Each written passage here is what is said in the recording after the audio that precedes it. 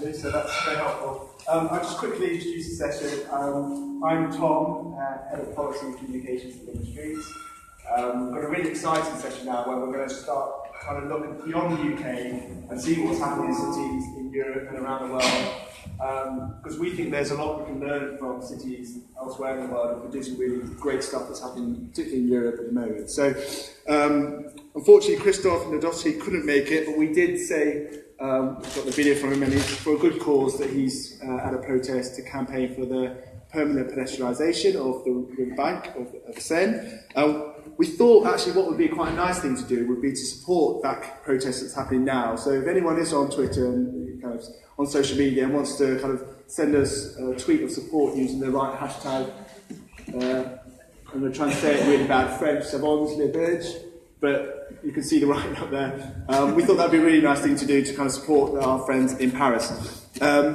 But now, without further ado, I'm going to hand over to our speakers. The first speaker is Pascal Smet, who's the Brussels Minister for Mobility and Public Works.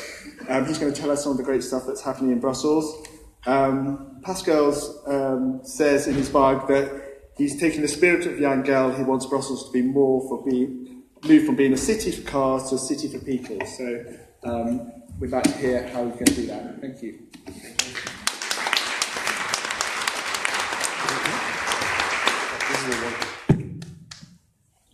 Good afternoon, everybody. I'm very glad to be here with you. And just a quick question. Who of you whom has been in Brussels already? Well, that's quite a lot. Well, after all, it's your capital, no? At least for 1 year more. I would see keep on the flight. Huh? But anyway, so sorry, huh? I met Terence, he's a nice guy, but he's Brexit, you know, and I'm not allowed to say you, but yes, oh sorry, you're a little secret, but he still remains a nice guy. Huh?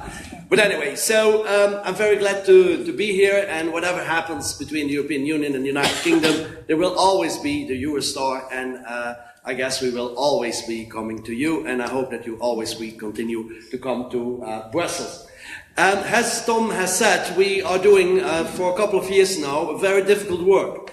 That's transforming Brussels from a city for cars to a city for people. And since most of you already have been in Brussels, then you have noticed that we are so car-centric, and it looks like we really, really, really love the car. And there are some reasons for that, and I'm going to explain that very quickly. As you all know, Belgium is such a little teeny country. In only 1 hour and a half, you are in the Netherlands, you're in Germany, in Luxembourg, in France.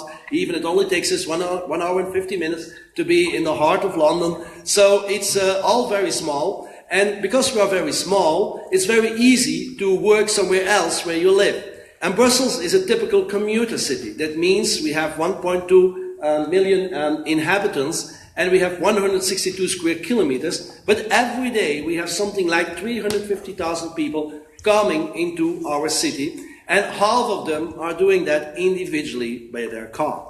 But since in Belgium, in the DNA of any Belgian, it's like to be anti-urban, you know, it's living on the countryside with your own house, with a garden, and yes, a fence around the garden. That's the wonderful idea. And that's what people like to do. And we have a federal fiscal system in Belgium that's stimulating that. Actually, you know, we're Belgium, we pay a lot of taxes, we get a good welfare state, but, you know, we have to pay property taxes.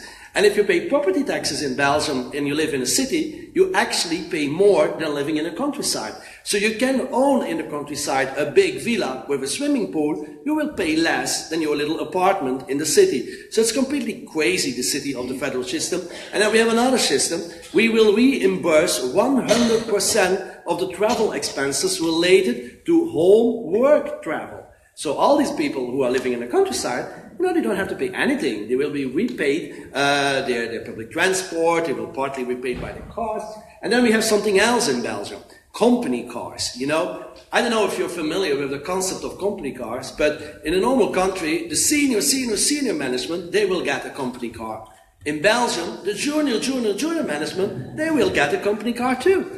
And if that's not enough, they will give a diesel car. And then they say, hey, these people are driving with their car. Of course, they can drive for free, you know. So that's absolutely not logical. Belgian state is paying something around 4 billion euros a year to install that system, which is a kind of alternative salary policy, which makes, of course, that people use their cars. Third system, you might know Belgium. You know, we have a very good developed railway system. We're a small country, and I don't know if you know why we have a developed railway system. It dates from the 19th century. At that time, it was completely other times, the beginning of industrialization. And you know, most of the working class people, they lived on the countryside. And cities were seen like havens of freedom. And you know, Belgium used to be a very Catholic country, you know.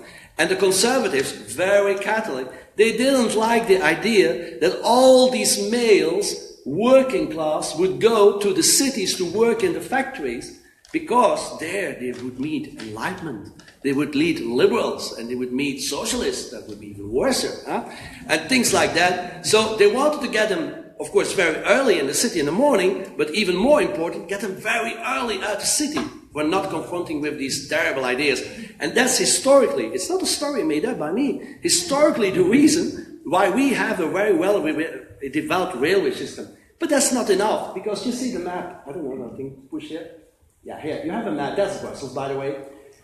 And you see, this is the Claris where all the commuters live. They live basically in 25-kilometer zone around the capital, which means that these people should come by rail. You know, your Crossrail, other railway systems, they should come by rail. And so we need something more than the national railway system, what we call the RER. It's from the French, you know, le réseau express régional. I don't know as many people here who speak French, but I will say the joke. I don't call it the réseau express régional. It's the réseau éternellement retardé. Because we are talking for 30 years now about that thing. And now finally the federal government say, we are going to invest the last 1.8 billion euros in order to get it operational in 2030. In the meantime, good luck. Another reason why we have in Brussels so many cars and we are not such a walkable city is that, you know, in some way we are the incarnation of modernism. There are a lot of urban planners here. I think you know Le Corbusier. He is born in Belgium. He's probably a wonderful guy, but he made so bad ideas in the world. And Le Corbusier, you know, the idea was to get all these highways. They even had a plan to get the highways on the Grand Place in Brussels. You know the Grand Place? The most beautiful square in the world? You know, they wanted to get the highways ending over there. No joke, they really made plans up to that. Lucky they didn't do it, but they thought after the war that creating a city is something that you do by giving all the space to the car. We actually destroyed wonderful neighborhoods. We actually got all these urban highways. They were building flyovers, tunnels, and they really loved it, you know. And that was a bad idea, and we are still having it today. But Brussels is changing. I'll give you a little bit of figures so you're all aware of the situation. Out of 2 households, families in Brussels, they don't possess a car. And the southern you go in Brussels, you know Uccle, I don't know if you know Uccle, that's our white, rich French ghetto.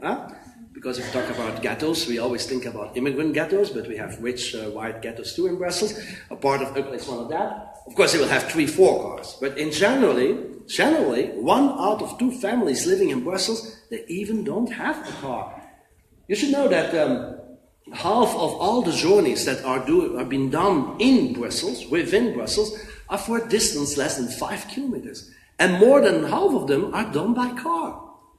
Which is stupid. I mean, less than 5 kilometers should be by bike, or should be, well, walking is a little bit maybe long, if you have time you can do it, but bike, or you should take public transport. And then, that's something interesting. Although we are a car-centric city, although we are a car-oriented city, nearly 40% of the journeys are done on foot in Brussels. So that means that people are actually walking in Brussels. And the conditions for walking are not that good. I'm coming back to that. They told me last night over dinner I should not, they were going to warn me, not start to talk about cycling, because it's I understand in the United Kingdom, every time you start about walking, it ends up about cycling, so I'm not going to do that. But only to say we are now at 7%, so that's going in the right direction too. So we were a city for cars, or still are in some extent, and we are working hard to become a city for people. I don't know if some of you know Place Flagey. No? Well, it's a place where all these experts go and have wonderful beer and wonderful wine and nice meetings, conversation. This is a square in the middle of Brussels, Excel. It's really a crossroad in Brussels, you know. It's rich and poor. It's international, it's local. It's immigrant, non-immigrant. It's elderly people, young people. It's direct people, no direct people. Huh? Normally people laugh at that in Europe if we take that. You know, but anyway. So it's a real mixture of people in that square. And it works now. But it used to be this. And actually, I'm going to confess you something. This is the reason why I'm in politics again. 15 years ago, I told to myself, you know, I'm never going to be back in politics. You know, I hate the power games in politics. I don't like politicians, to be quite honest. Although I'm one myself. But, you know, I don't like all the stuff around it, you know. And I just want to make a better city. And so the city is my motivation to be in politics. And actually, and I used to walk a lot in Brussels, you know, and my friends called me like a little bit like a frustrated architect, you know, because I was walking and I say, hey, what the hell, why is there cars here? Why on other places there are cars? Why is there not a bike lane? Why is not the building lighted at the evening? Why don't we have a park over there? You know, there's all these questions that you probably will ask too. Why? And then you can continue to say, or you can say, I'm going to do something about it. And then I got a wonderful opportunity. My party asked me back to come in politics. Although I said, I don't want to be back in politics. But the city of Brussels and making it better just drove me back. And you know, politics is like a virus, you say. Once you get infected, it never gets out of your body. So, anyway. So, and this. Kids play there in summer, and actually we do have summers in Brussels. Kids will be there playing, people will bike, people will walk, they will eat their French fries over there. We have a good French fries thing there. And so people really like it. And that's what we are now trying to do, to show to people in Brussels that being a city of cars, giving all the way to cars actually, is killing the city. And what I'm also trying to do is no longer talk about mobility and all that stuff as an objective, you know. I'm a social democrat from basis. I'm also a little left liberal. I'm also a green. I'm just a combination of all the best of them. I'm not conservative, by the way.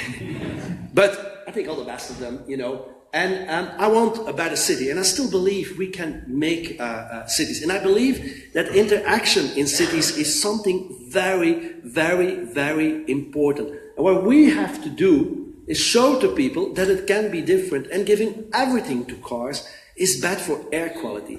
And politicians, especially social democrat ones, they have always a tendency to explain problems, you know, and make also a big confusion about objectives and means. Finally, mobility is a mean. The objective is quality of life. The objective is quality of air, you know. If I talk to people and I say, you know, there are too many cars in the city, we should get less cars. People say, yes, that's right. But not me, huh? But when you talk actually to someone in the city and you say, you know, air quality is bad in Brussels, and air quality doesn't make difference between kids, rich or poor, white or black or whatever they are. It just attacks their respiratory system. And they will get more asthma than ever. Then people will start to listen. Because everybody cares about kids. And everybody knows it's important that kids have a place to grow up. And especially in cities. By the way, I think a livable city, you can measure on the way how child-friendly it is. The more a city is child-friendly, the more the city will be livable. And by things like that, we are showing people there can be a quality of life in the city. Another example, Place Roger. I don't know if you know the Place Roger. It's right in the middle of town. It's, you know, all these big hotels. Of course, you are London, you have bigger hotels than us. But for us, big hotels, it's already a big hotel for us. The Grand Plaza, the Hilton, and the Sheraton, you had them all there. It was a carte de visite pour itself. But you saw cars. And then we had this terrible pyramid, you know. We have a saying, when it rains in Paris, it drops in Brussels, you know. So they made a pyramid in the Louvre, and then they say, in Brussels we want that too. And then they made something ridiculous like that. And I'm not going to say what kind of stuff they organized beneath it, but I know it's getting this. There was a picture taken when the works were going on. It's nearly finished now, finally. And it's completely, sorry, too quick. It's completely car-free now. We are going to bring life back. We are going to get food trucks there. We are going to bring stuff back. We have a kind of mist fountains. And then, you know, People walk there because they leave the offices and home. And then of these first days when we had it was so beautiful to observe because we installed, I don't know if you know a mist fountain. You see that a mist fountain? A fountain that makes a fog fountain. Fog, mist is Dutch. So a fog fountain, people actually thought that the subway was burning. And they all went over there on the smoke. And they did like this, and then they smelled, and then they saw it was water, and it was not fire, and the police get lots of calls. But that's very beautiful, because that means you have interaction, and people are taking pictures on it. And now there's a place where life should go back, where people eat sandwiches, where they meet and interact. And by the way, for me, one of the most basic functions in the city is interaction between people. You know something? I'm a politician who practices actually what he preaches. So I bike myself. I walk myself. I take subway. Sometimes people are surprised. They say, what the hell are you doing here in the subway? Because they expect you to be in a car with a driver. Stupid. I mean, you should be where everybody is. But you learn a lot of things there when you do that. And when two cyclists in the morning, they greet, they say hello to each other. You know how two car drivers meet each other?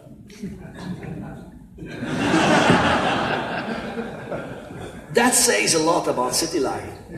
If you walk, if you bike, you will say hello, because you recognize someone. But when you're in your own individual car, you get aggressive. It's your own territory you want to defend. So it's not good for city life. Another reason why we should have more walking in the city. Another example, Portonino, it's a no man's land. Even someone got shot there.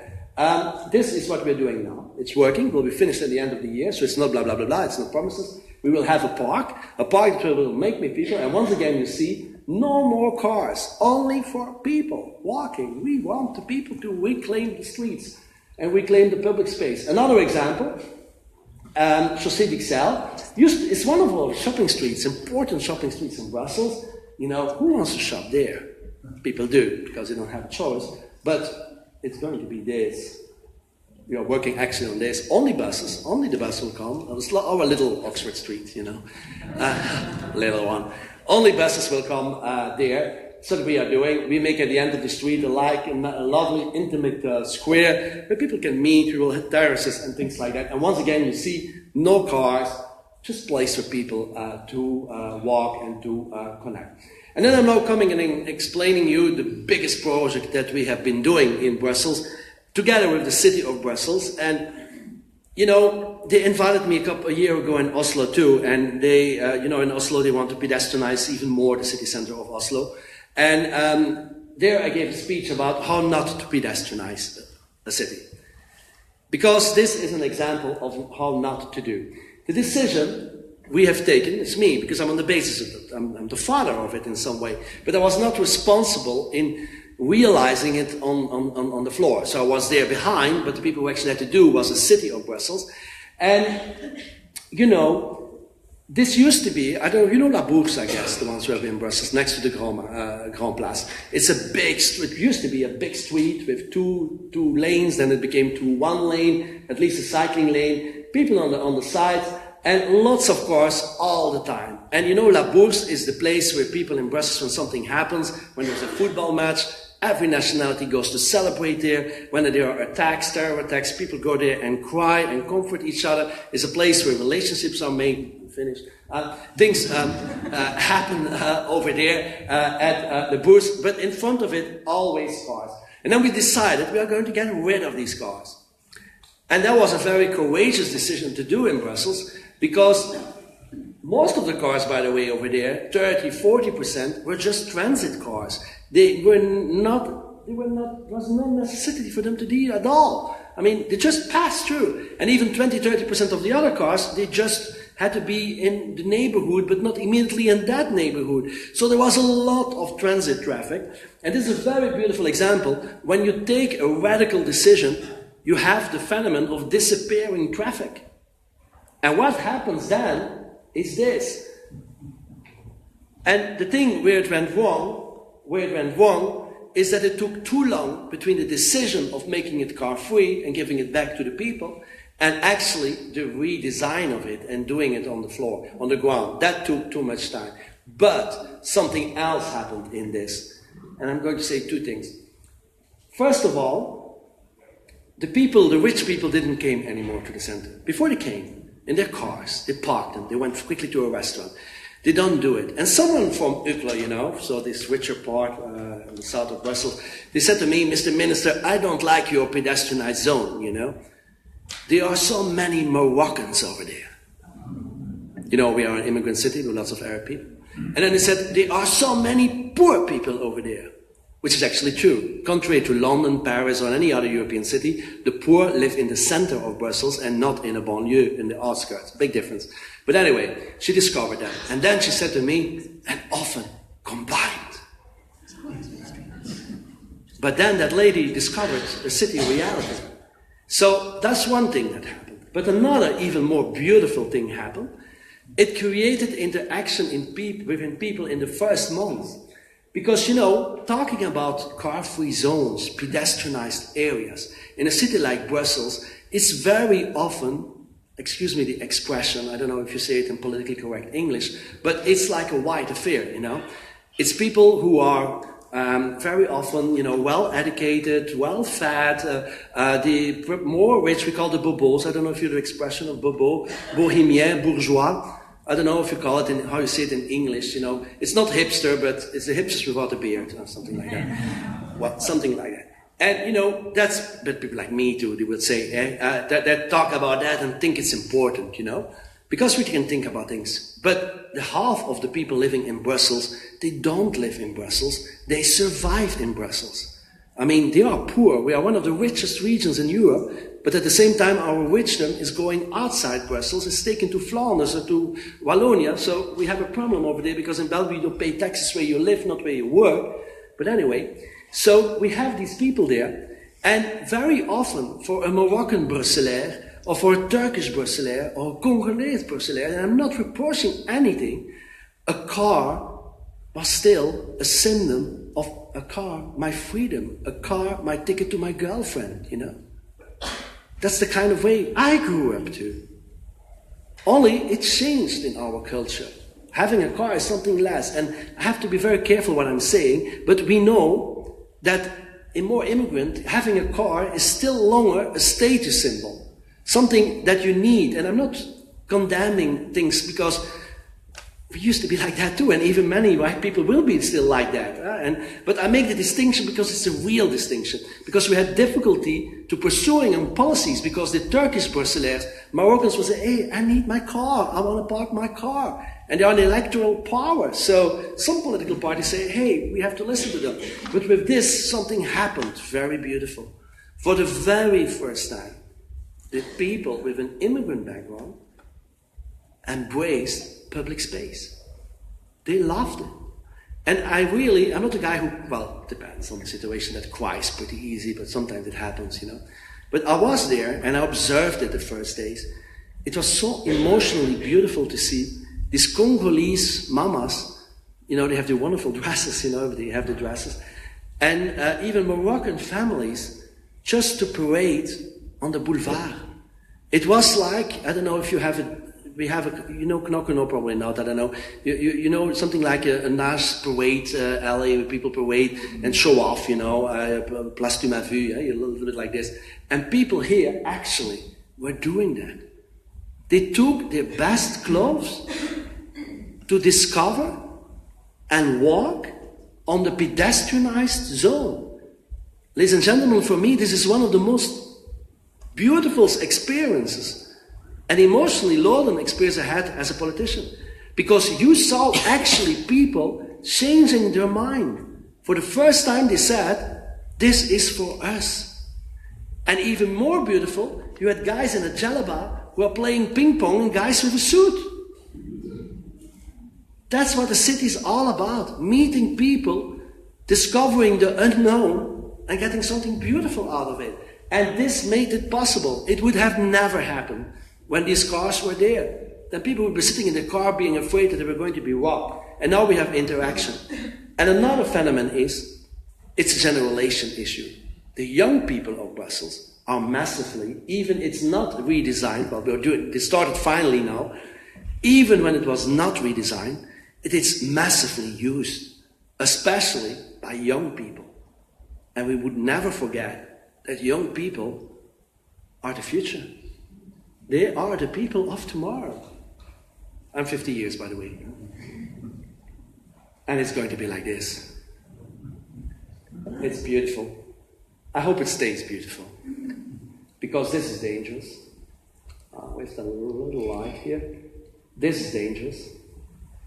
People with dogs and they throw things, so the city has to maintain it pretty well. But you see, completely a different concept. It's pedestrianized first, people first, no more cars. This, ladies and gentlemen, for Brussels is historical. This is more important than your Oxford Street. Although I know Oxford Street is very important too, because you already got rid of the cars, but not of the buses yet. And it's quite different, I know, and it's very historical and very important. But in Brussels, this is very important. I quickly show you another example, Schumann. You know Schumann? It's where the headquarters of these terrible institutions are based. And that's the reason why we took this picture like this, you don't see them. Actually, the British Embassy is here. And, you know, the Schumann Square is the most filmed square in the world. It's a square where the most journalists will make reportages. It's a square where the most head of states and head of governments will pass, where the most civil servants and people like you, when they go and lobby the European institutions, will be. It's the most ugly square in Brussels, in the world.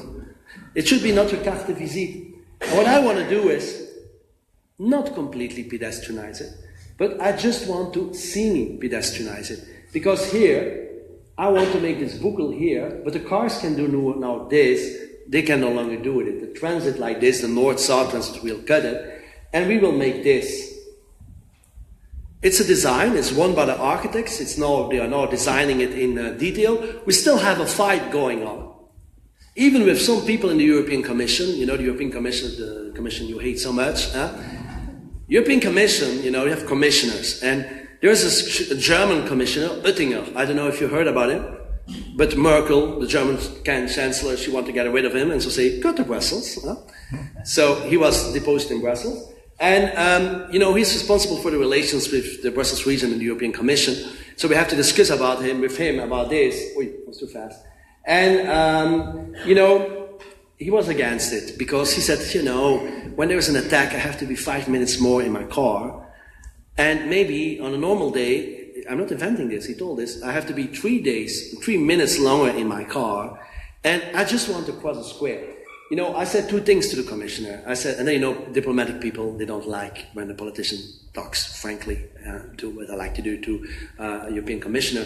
And I said, you know, the European Commission, you love blue papers, white papers, green papers, red papers, all these papers, and you send them to member states and cities, and you tell us what we have to do, you know. And he was telling to us, get your air quality better, get less cars in public space, get them. And I said, Commissioner, I'm just applying European Commission policy in front of your door.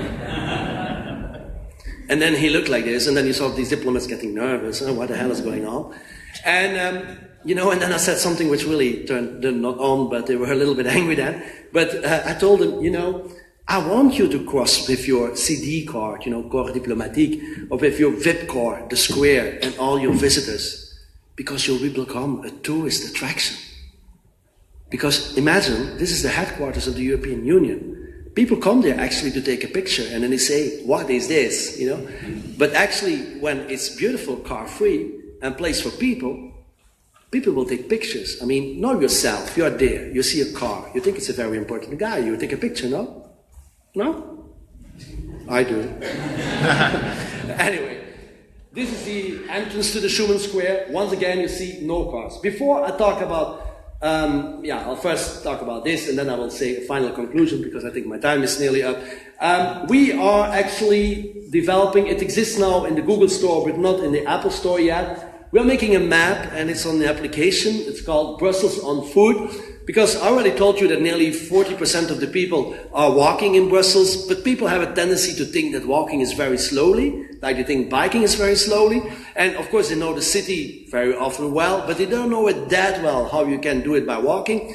So we asked volunteers to go and walk in the city, and just take all the little shortcuts, you know, that exist, that people can use by walking, put it in an application, So that people, when they have to go from one point to another, more detailed than Google Maps or city mappers of the world. It's more detailed, how they can use it and go over there. And we are hanging that on the bus stops too, so that in an area of 8 minutes around the bus stop, people can know how they can walk and quickly get into their destination. We call it Brussels on foot. That's me, by the way. Quickly ends, conclusion, I have 1 minute more, so many things to say. We are transforming Brussels from a city for cars to a city for people. What we are now trying to do is not much stress on cars, bikes and things. Of course we have to do it, but talk about the objectives and talk about the emotions and try to convince people, of course with words, but also with images. And I'm going to end with that, if you allow me, Tom, to do so. Because we are going quickly to show you a website, and I'm only going to show two more pictures. It's called La Petite Ceinture. I don't know, you know, Brussels is in the center of the Pentagon, you have a big car thing around it, and so we get all the permits now without opposition. And we just take 2 lanes away from the cars, and we cut them in 2, half of them for pedestrians, and the rest for cyclists. And you see, that's the situation today. And then we made this website, how it is tomorrow. Actually, already today, because this part is nearly finished. We take another example. Which one? You have only one. No, which one? Which What? one do you want? Which I'll choose another one. Let's say, go to, no, I have to choose a big one. ARUP, in that one. No, that was not a good one. Anyway, it's a good one, but it's not that clear. Show how it is today, and then I want to see a more beautiful one. Okay, that's today. You see car, and then you just have a little sidewalk. Okay, we're still going to think about a pedestrian, you know. Okay, that's what we're going to do. Take maybe Portugal Midi. No, Portugal. No, not that one. But it's okay, it's okay. Go to, okay, that's how it is today. And that's it's going to be tomorrow. And you know, that's the trick, they did it. Because in Brussels, this is the kingdom of the car. This is the symbol of the car. Look like that, how it is today. Go to the left, tomorrow. And you know how we got the permits and won that political debate? We just launched Explain It. And instead of letting engineers, if you're an engineer, don't be insulted, to explain it, but we just made these images. The websites of the newspapers who brought it nearly crashed because people wanted to see. And they saw it and they said, this is good. How can I be against it? And all the normal stuff you have by pedestrianizing, you can kill that stuff by just showing pictures. One trick, and I end with that. When you make that, make sure that the actual situation is a gray day and the future situation is a blue, sunny day. Thank you very much.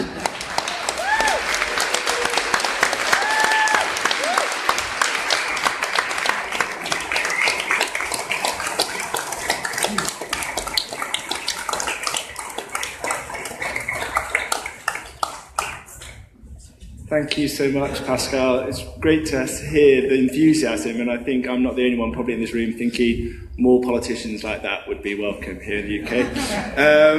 And really nice takeaway message, I think, there for us as campaigners to kind of about how we can sell the vision and sell the objectives and sell the quality of life, and that's what we need to do to bring people on board. So really love the website, and perhaps that's a food for thought for Living Streets and others here.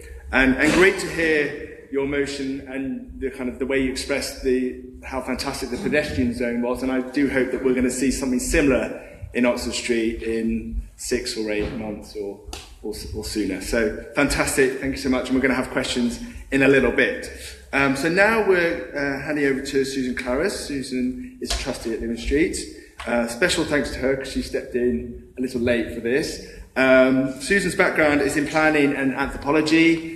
She's works at ARUP now, Associate Director there, but she's also written and authored this fantastic book, Towards a Walking World, which I recommend you read. And she's going to be telling us a little bit about some of the lessons that came from that report and some of the work that she's been doing, and hopefully hear some really inspiring examples of things that are happening in cities around the world that we can learn from. So over to you, Susan.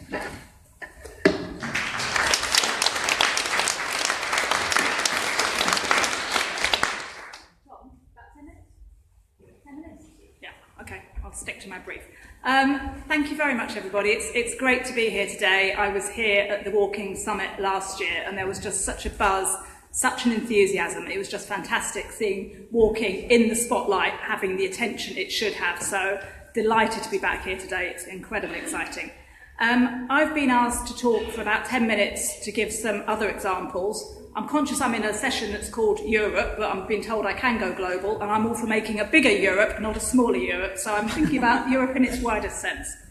To start off with, that's better. I thought I'd start with a picture that makes me smile. I took this photograph 3 weeks ago, went to Utrecht for a few days, and it makes me smile for a number of reasons. One, on the right, the tall, handsome gentleman is the man I've fallen in love with over the last year, so he features in a lot of my photographs walking into the distance, so that makes me smile. I love the crossing. It brings colour into the urban environment. It's a sign of inclusivity. I think it's fantastic, and it shows what can be done. And for the really keen-eyed amongst you, if you can make it out, the green symbol on the far side is not a green person, as I always like to refer to it. It's a green Miffy the rabbit, because Dick Bruner, who wrote Miffy, grew up in Utrecht, was working there until he died last year. I'm a child of the 60s. I grew up with Miffy the rabbit. So to see a green Miffy like that was just a complete highlight for me. What I'm here to talk to you about today is the document and some of the examples that Tom kindly mentioned. So at ARUP, we're a planning and engineering consultancy, and I felt that when I was talking with local authorities, with clients, with developers, there was nothing that actually shone a light on walking in the way that it needed to be done. There were some great documents out there, but nothing that brought it all together in a way that I could use. So fortunately, we're a company that has a research fund for staff to apply for money. So I applied and said, this is what I want to do, this is why I want to do it. I got some research money, I put together a team around our offices globally, and we put together this document to really look at the benefits of walking, the factors that are influencing walking, and what I'm going to be talking a bit about today is the actions and the case studies. I'll give you the website at the end of the presentation, but there are some postcards both on the desk over there and on the table upstairs that give more information. I would have bought more copies of the report along, but they're very heavy. So that's my excuse, and I'm going straight off afterwards. But yes, you can get them, or if not, you can email me. So it's really to highlight the actions that can be taken to improve walkability, and then illustrate it with some case studies to show that this is real. This is happening already in places around the world. We're not talking necessarily about anything overly complex or technical. I'm a transport planner, and I shouldn't knock my own profession, but actually transport planning is common sense. It's very easy. We know what works. We know what should be done. The difficulty is actually getting the funding for it, making it happen. Whoops, that's fine. And convincing the politicians of the merit of it.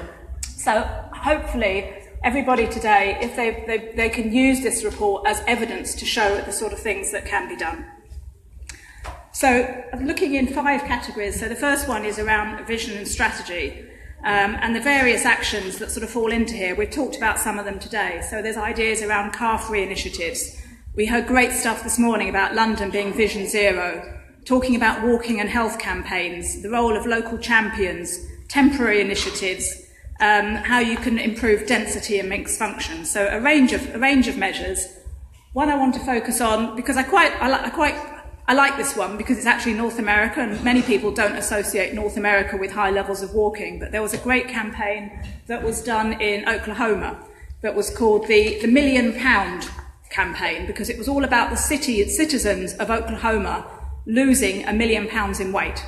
The mayor there was conscious of the fact that over the years he'd put on a bit of weight, and then he sort of realised that he'd actually put on more weight than he thought he would when he stood on the scales, and he decided he needed to lose weight. And he did this by becoming more active, by walking around. And so he thought what he would do is inspire the city to do the same thing. And he did it through a whole range of quite small measures, improving the walkability of neighbourhoods, changing areas that are cul-de-sacs and very car dependent so you could walk through, having that permeability. And then he had an integrated walking improvement plan. So it was all about encouraging healthier choices. It was about making walking compelling, as we heard about from Chris Boardman today. And to the other extreme, I said that was the mayor of a city. This is an example that probably many of you are familiar with. This is a pedestrians' rights activist called Pietanito, which I'm probably pronouncing wrong, or Pedestrian Man. And since 2012 in Mexico, he's been fighting for the rights of city walkers, raising awareness of safety issues and encouraging alternative transport choices. I think it's great. It shows the impact that one individual can have in their city to highlight the importance of walking. So I think it's a good, fun example. The next category we're talking about is about having safe and efficient transport systems. So that's about improving walkable connectivity. It's about having pedestrianised streets. It's about sort of having walking integrated with public transport, taking away some road space, having safer crossings. We've been hearing a lot about crossings today, as we should do. Having traffic calming measures, because it's not all about improving walkability, it's about making traffic or making car transport less attractive, and basic things like improving signs. And the particular example I'm going to talk about today is an example in Dallas, which was a park that was created over it was a recessed section of freeway, and this Warren Park, Clyde Warren Park, was put in. And it's a privately managed park, and it offers year-round activities. It's about getting children out into the environment, getting them active. It's about reconnecting two previously separate districts and improving quality of life. So that's sort of on the big infrastructure side of it. Another example, familiar to you all, I'm sure, is the changes that have happened at Oxford Circus. It's now really hard to think back just a few years ago to how Oxford Circus was, when it was had all the guardrails and you couldn't do the diagonal crossing. It was a really unpleasant environment. This one opened in 2009. It was inspired by crossings in Tokyo. And what I love about it is how people are learning to actually cross diagonally at other junctions. So I walk to work every day via Penton Rise on the top of Pentonville Road. There's a crossing there which has an all-green phase. And it's just great to see the way people just make their own diagonal crossings now. They don't need it laid out. They know it's an all-green phase. And you see bunches, there's a lot of schools near there. You see the school children just walking across diagonally. And I think it's a great way of how we can actually change the city. The third category is in terms of actually improving the environment. And the examples that we have here include things like how you can reuse infrastructure, how you can put in street design and furniture. We've had some brilliant examples about pocket parks and about parklets. So a whole range of things. So going from, probably one of the best known examples is the High Line in New York. I've only been to New York once. I went there for a few days back in 2013, and the High Line was the first place I went to, even before Grand Central Station, which was very high on the list because I've been wanting to see that in person. But it's great now that if you Google most websites about the top 10 things to do in New York, the High Line is up there. It's incredible. It's gone from an ugly bit of infrastructure to a place where people really want to go. Every city wants one now. You know, we've heard this morning about the Camden High Line. We're working with businesses and the proposals to improve that. So the coal line in Peckham, there's all these different proposals. So it's really exciting to see walking infrastructure being given the importance it should do. And then as a much smaller example, I said the ideas of pocket parks, or as well as parklets as well, all about creating a green, friendlier city. And at ARUP, just down the road, our offices are in Fitzroy Street, just down the road on Wimble Street. We put in a pocket park, or a parklet rather, of over 3 parking spaces. I think we first said it would go in for 3 months. Once we got it in for 3 months, we negotiated it to 6 months, and I think we're currently on a year at the moment. And it's gone from the retailers there being, resistant because they were losing a loading bay, to it being a great place where people sit out, they have their lunch, they spend money, and it's seen as a real asset. So it's very exciting to see the small-scale things that can happen and the changes that can be made. Then the fourth category is about having a sort of sense of place and community. And I'm a big fan for, improving walkability gets people to know their neighbours, gets people out on the street, makes it for a safer environment. And there's a whole range of actions that can be taken around having street events, getting public art out there, having street fairs and markets, promoting heritage for a city, using redundant spaces, being inclusive in terms of design. And the image on the right is one of my favourites. It's during a festival in Portugal where there's umbrellas are put up to make a canopy, not from the rain but from the sun. So there's a whole range of brightly coloured umbrellas, and I think if we had some more examples of that around London, it makes for a fun environment. It has a practical benefit as well because it does provide shade, and it sort of just gives a focus. And I think actually in In ARUP, there's 13,000 people, and I'm known as the champion of walking, so it's great now. When people go away on holiday, they send me their walking shots, and someone sent me something like this in Limerick, it's a similar example, so it's really good to see how that's done. And then I will go on to my last one, because I'm getting near to the end of my 10 minutes. A Belgium example, closing streets in Belgium. That was done over, I think, a 10-week programme in Ghent. Again, getting the community out there, getting them to enjoy the streets, getting them to know their neighbours. Just a great example of how you can do something in a temporary way that can actually have permanent, lasting change. And then the last category, which is about a smart and responsive city. How we can use big data, how we can use some of the digital developments to actually improve a city. And I would love to see some of the enthusiasm that's out there for autonomous vehicles and the technical side of digital side of transport being refocused into say, how can we use technology, how can we use all this information, how can we use big data to improve walking, how can we make a more playful environment, how can we help in terms of exploring a city, wayfinding, air quality, etc. And I will use my favourite example of that because I love City Mapper. I'm a slave to City Mapper. Any journey I make, I go the way City Mapper tells me to go. I love the way that it puts walking up first as the mode of transport. It will tell me how long it will take. Very odd, but there you go. And I think it just transforms people's experience of the city. They know how long it will take. They find out it's quicker than going by tube. It's cheaper than going by tube. And I think it's a great way in terms of how people experience the city. So to conclude,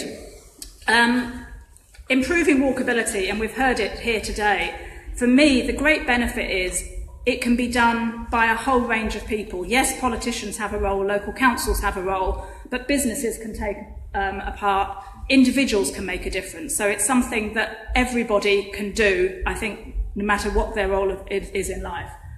In terms of what can be done, it can range from the very small, the parklet, a temporary measure, something that happens at just over a day, to bigger, really big, significant infrastructure schemes. Pedestrianisation of Oxford Street, which is a massive undertaking. So it's something that you can start doing now, or it's something that can be done over a number of years. So there's huge benefits of improving walkability.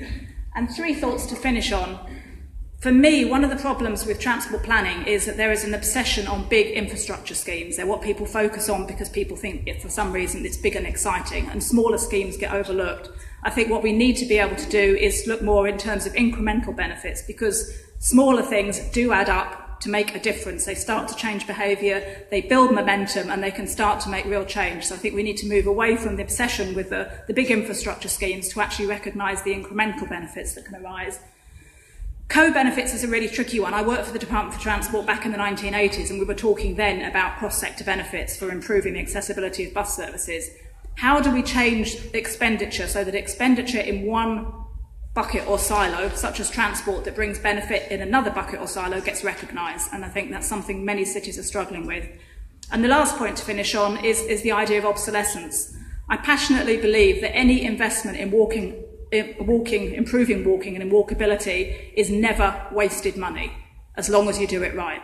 Whereas to look at other examples, is all the infrastructure that's going into the docked bikes at the moment being overtaken by the dockless bikes, and will the docked bikes become obsolete? Or is it actually the other way around? Dockless bikes will become obsolete. You invest money in walking, you improve the environment, it lasts, it works. That's me. You can follow me on Twitter. There's the website there, there's the postcards there. I think I've heard some great stories today. It's been fantastic to take part, and I look forward to the next session coming up. So thank you very much indeed.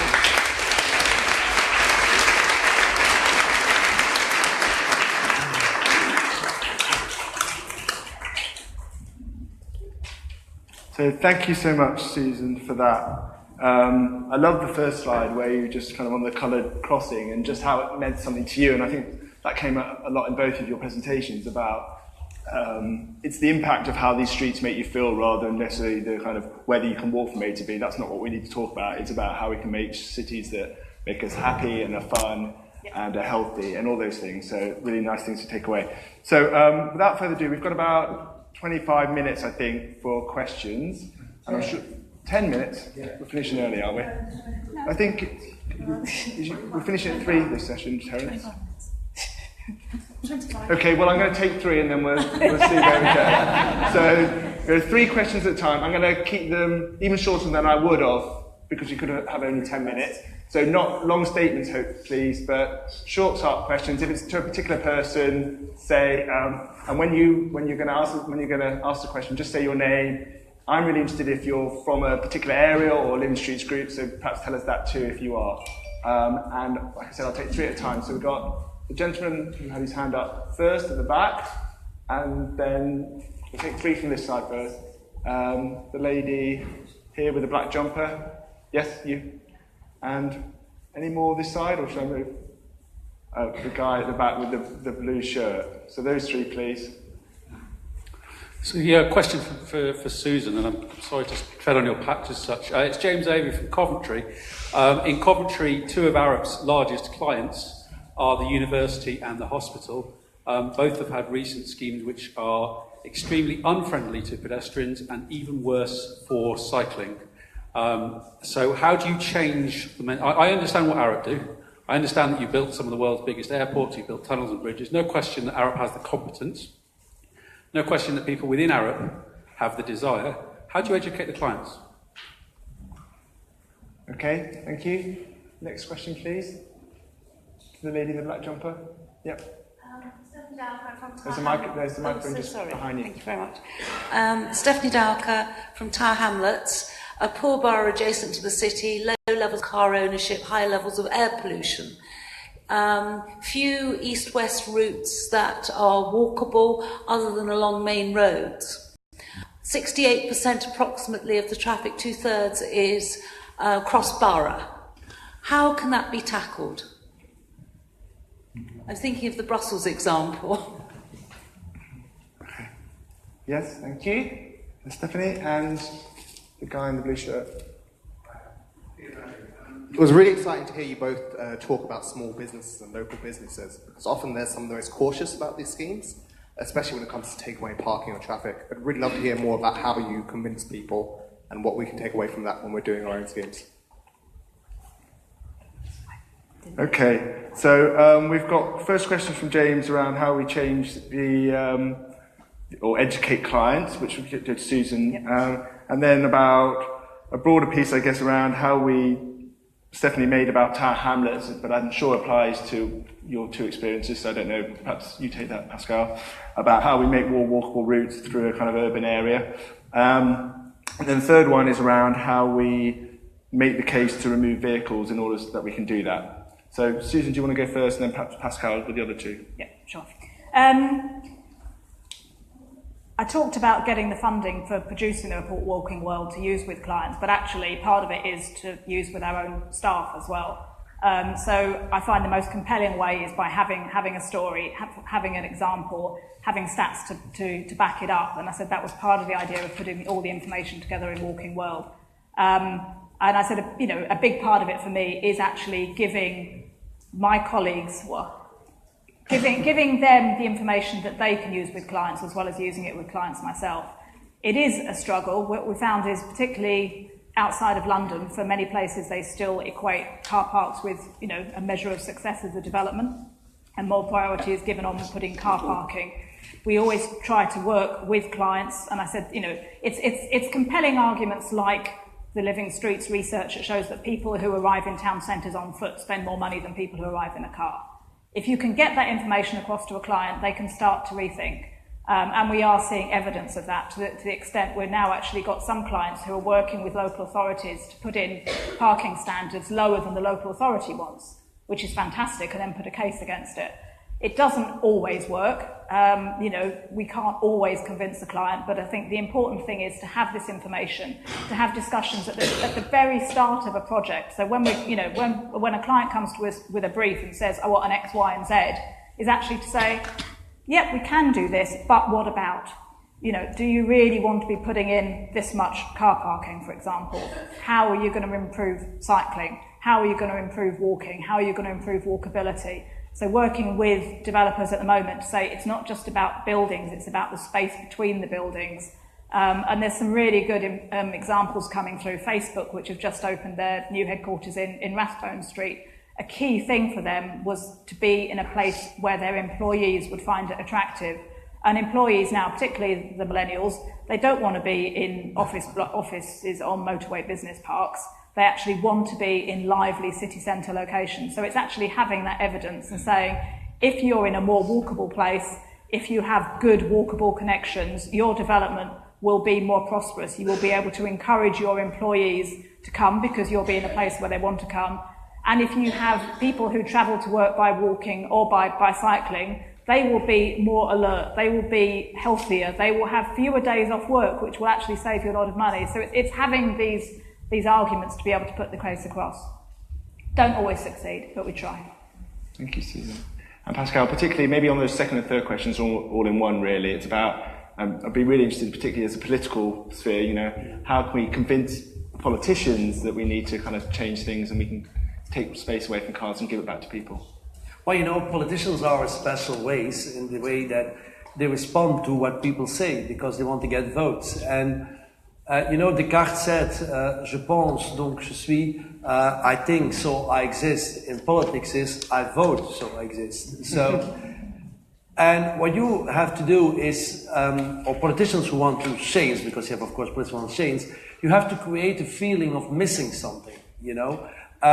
People don't like when they think they are missing something that someone else has. So if you can explain in the streets where you don't have walkable streets that these people who live there or people who pass there, they're really missing something what others have. And it's a real scandal that they don't have it, you know? That's the kind of feeling you should get in there. Second thing what I should do, of course I don't know the streets in a particular town or city, is, you know, if in the streets pregnant women live, for instance, you know, try to do with them that they walk there, and it's super dangerous, you know, super dangerous that people with a carriage, you know, when they have a child and they have to push there, and you say, hey, this is not normal, and this is happening. Once again, that's the kind of stuff you have to do to work on emotions, you know. And I just gave earlier, I was talking with someone, the example, you know how they, in Austria and Australia, how they managed to get gay marriage through their parliaments. They were all opposed to it, you know. You will say, no, what the hell has gay marriage to do with a sidewalk? Huh? A lot in common. They never talked about human rights. Of course, human rights are important. Don't misunderstand it. And it's a human rights issue. They won the case in Austria and in Australia because they talked about love. And everybody understood what it was about. About people who love each other and want in their way express it in a union. And that's the same with a walkable street. You get the emotion in there, not the rational, because then people will say, yeah, it's right for them and not for me. You know, it's something like that. So, but when you touch on the emotional field, so create a feeling of... Then something else I would like to say. You know, we are talking about, and justly, widely, about walkable and living streets. You know, I'm a believer. I think in 10, 15 years, the debate will be completely different. We are living now in the end of the period of the individually owned private car. I didn't smoke, huh? Sometimes people think they look to you, when you talk about that, they say, what the hell is he saying? He's smoking a bit a lot. No, I don't do it, never. But it's going to happen. When I told 10 years ago my grandmother, who actually has 93 years old, that I could be at the other end of the world and I would talk to her and she could see my face, she would say to me, you watch too much Star Trek. Today, it's reality. And so in 10, when I talk with the car industry, when I talk with the Googles, the Ubers of this world, they are saying 10, 15 years, maybe 20, but it will be earlier than we think, is that we will have in our cities automated, shared, electric vehicles, not electric cars. Because there is nothing good about replacing a diesel car with an electric car. It remains a car that takes space in the city. It's cleaner, yes it is, but not good. What we need in our cities, and we will have in our cities, it's a matter of time. It's not if it's going to happen, it's when it is going to happen. You know, we do it for Brussels. In our city, a study, it's not a public one, but I give you the result. You know, we have a lot of cars in Brussels. And if we want to replace all the individual cars, all the movements, we only need 25,000 shared, automated vehicles. that means that the debate that we are going to have in 10, 15 years is going to be of a complete different nature. It's what are we going to do with all that public space? You know, because you don't need parked cars. It's over. I mean, I hear now with the people who build parking lots, they're getting nervous. They're going to lose money. All the investments they make, lucky for them, we still need some hubs to get these electric shared autonomous vehicles stalled somewhere. That's their luck, and we can transform to that. So the thing is going to change, and actually we're living now in a transition period. And so that means that we have to invest much more, I really believe in that, in free-floating car sharing systems, you know. We have to convince people that they don't need their individually owned car and that they can share cars, and that's preparing the future. And then we create more public space. And to whom are we going to give public space? To people. I mean, it's all about people. And the last thing I want to say is, sometimes I think to myself, you know, I believe to this extraterrestrial life. Huh? So I think it's stupid to think we're the only one. But anyway, but I sometimes think to myself, you know, if they watch us, they must say, these humans, they are really strange, no? Every morning, they get in their car. One person, it's made for 4 or 5 persons. They are transporting air from one place to another place. You know, and they are there in a traffic jam all the time. It doesn't. It's logical. It's not logical. We are industry driven, and what we now have to do is to change that. And you know something? You are doing a very important job. Because politicians, we exist thanks to you. You know? When a politician feels that the mood in society is changing, he will follow. And of course you have other politicians like me who like to make people happy against their will. And I think a politician should do that sometimes. You know, if you have a vision, ambition, and you believe you're right, I believe we have to get the car out of it, and I believe we need dedicated bike lanes. And sometimes people say, no, no, no, no. And then you say, yes, yes, yes. And at the end of the day, the people will say, it's good when they see happy people. But it's all about you. I mean, the power of people, never underestimate it, and never underestimate the power of a good idea.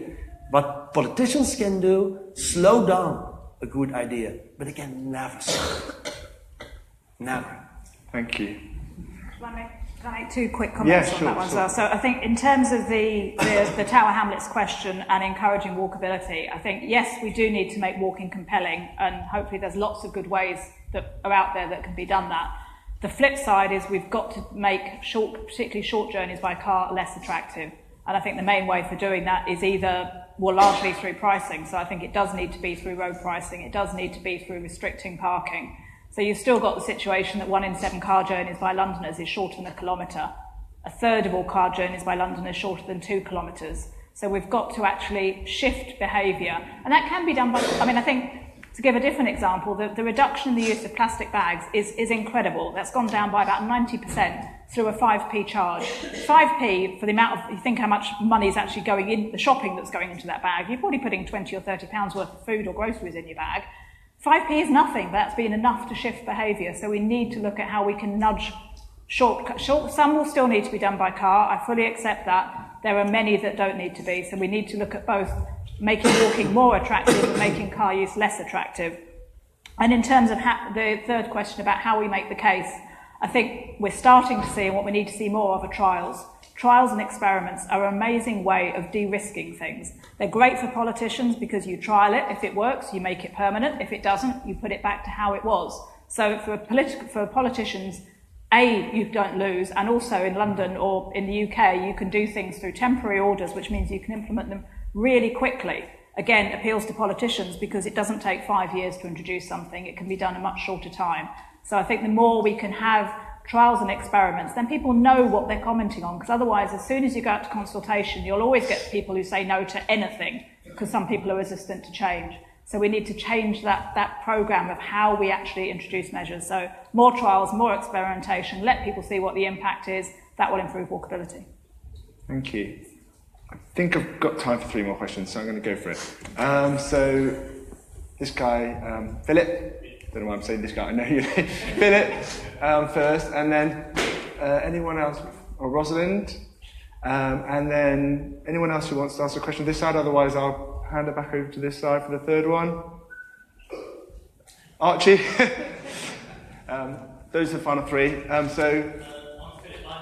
For Crossrail walking and cycling ambassador, but your vision of reduction in private car use, even though I welcome it, I really would, but I was talking to somebody, a well-known transport commentator, Christian Rumer, only on this Thursday. He said that, according to him, that 68% of AA members still enjoy driving their car. So how do you overcome that problem? They enjoy doing it. So how do we make driving unenjoyable? Second question. Rosalind? Hi. Yes, a question for Pascal about Brussels being the centre of the European Union. And I think there are about 150 car lobbyists, full-time paid car lobbyists there. And the European Union has consistently funded road building across Europe. How could we change that and switch that and say no more funding of road building, only funding of pedestrianisation, cycle lanes, trains, and maybe priority bus lanes? Okay, thank you, Rosalind. And Archie, my friend. Thank you, Archie Robertson, Chair of the Trustee. This is for Pascal, Susan, so you can relax. But you share between you this sort of management of the bleeding obvious and leadership of different types. In your case, Pascal, political leadership. We've got quite a lot of people in this room who are activists. And on behalf of them, I want to ask, what's the role of the activist in change in Brussels? Brilliant, thank you, Archie. So, Susan, would you like to take the one from Philip around convincing people not to drive, or not to like driving? Yeah, I mean, I want to discourage short car trips, certainly. I believe passionately in that. I believe they don't make sense.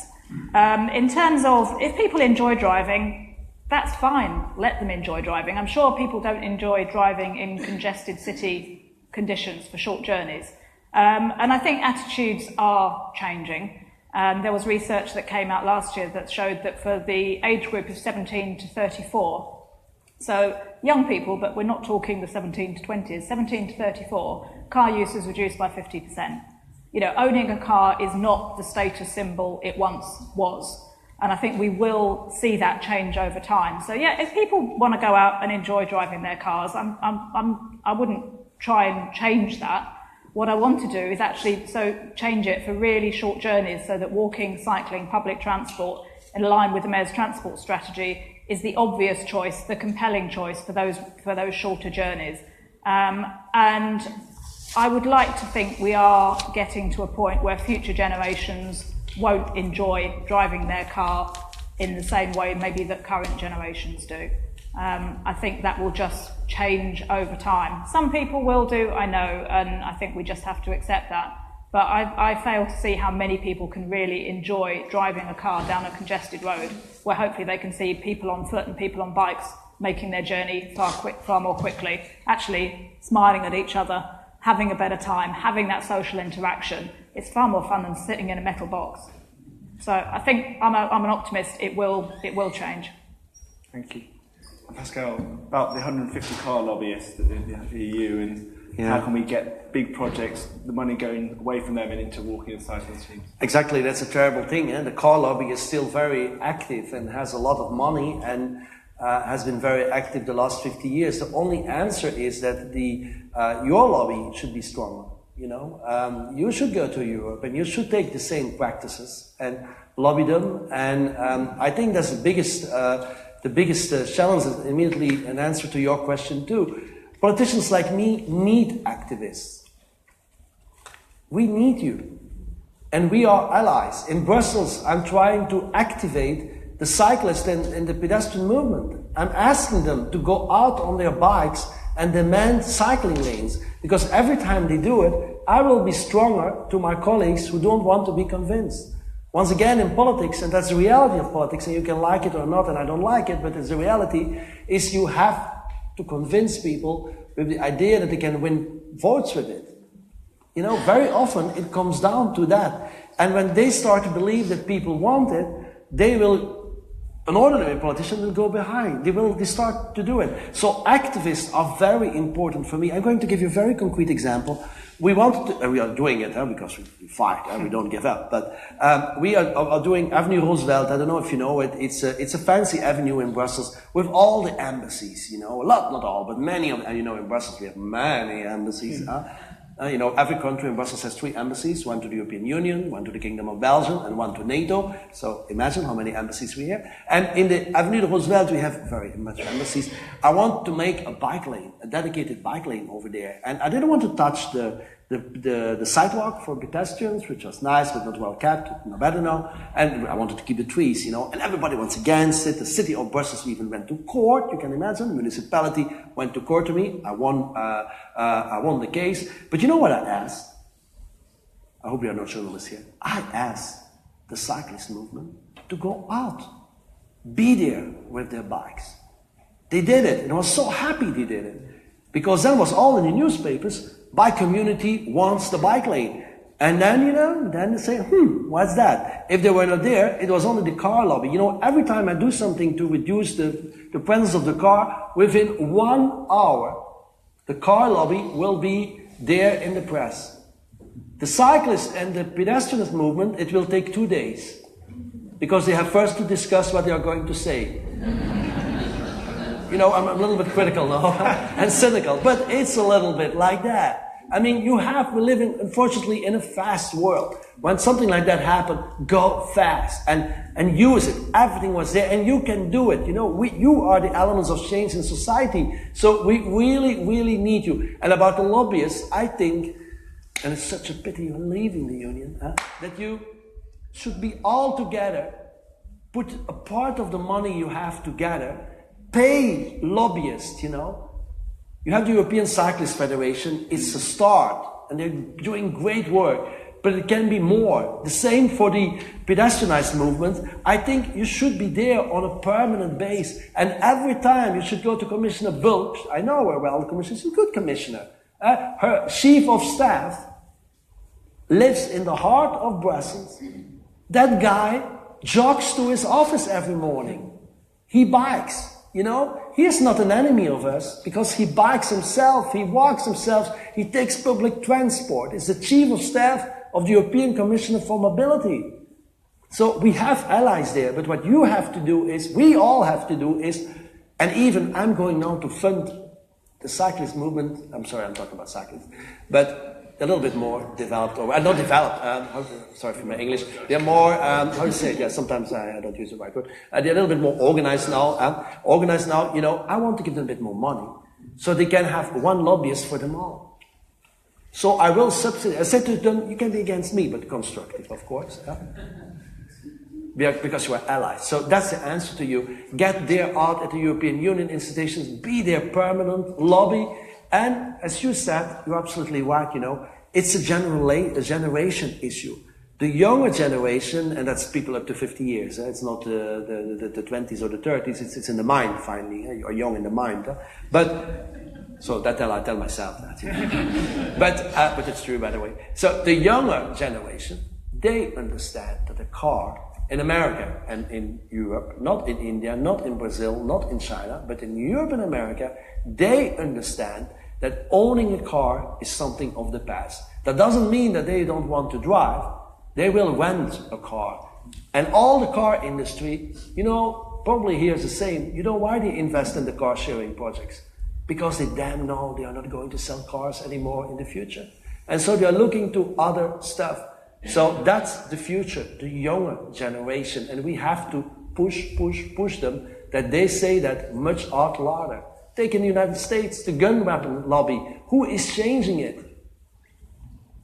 These kids of 16, 17 years old. And they are going to change our cities too, because they understand that life should be different. Voilà. Thank you so much. Thank you, yeah.